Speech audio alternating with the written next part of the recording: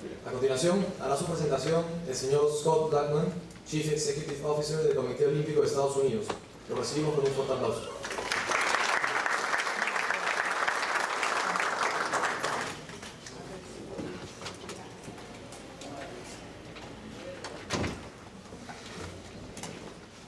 Gracias por la invitación. Es un honor estar aquí hoy. Y ahora voy a hablar en inglés. Lo siento. Viví en España por 6 meses, pero en 1977 y mi español no es muy bueno. So I will go to English and apologies. One thing is clear to me from listening to Jose, and that is that he has both the passion and the experience and the knowledge to really help take sport in Peru to a higher level. And interestingly to me, the word shame was used twice this morning. And I look at what Peru is doing and I see no reason for shame. I see a lot of reason for hope. I see a lot of reason for believing that the sport program in Peru is going to become excellent because you have excellent leaders.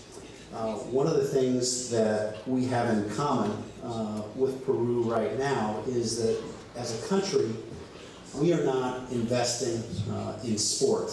The United States Olympic Committee is one of only a handful of Olympic committees that does not get any federal government funding.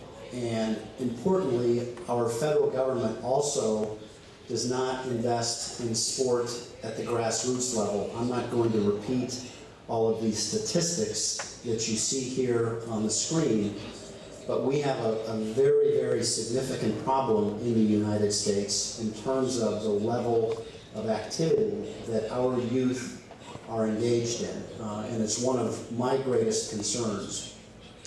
We are fortunate in that we can take good care of our elite athletes. You know, our athletes did not have to sew the emblem on their jerseys, and our athletes have been taken very, very good care of.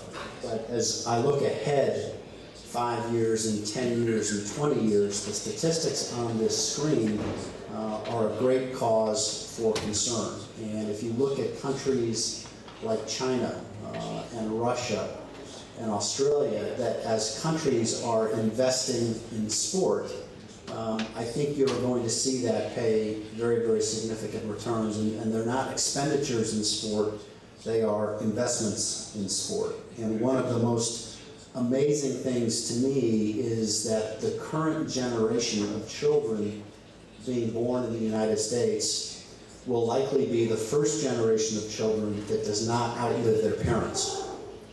And that's because of our activity levels and because of our diet. So while there are many things different between the United States and Peru in terms of the sport program, I think we share your concern for the level of investment that our country is making in sport generally. We have a structure in the United States that's based on an act of Congress, which is federal legislation.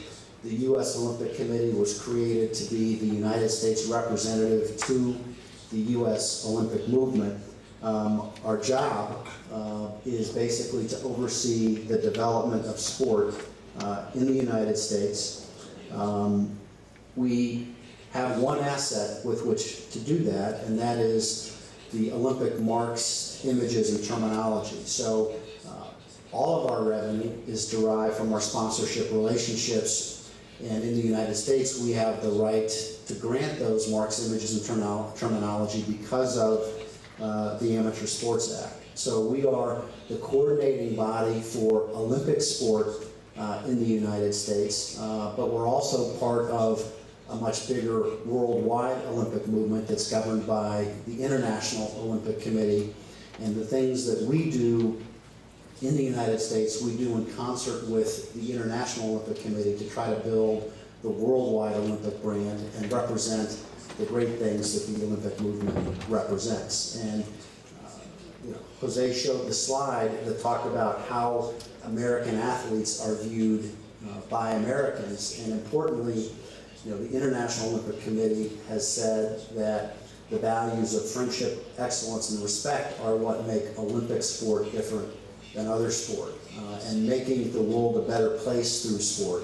Those are values that are inherent in the Olympic movement, but are not inherent in the professional sports leagues in the United States or elsewhere, and that's where our value gets created.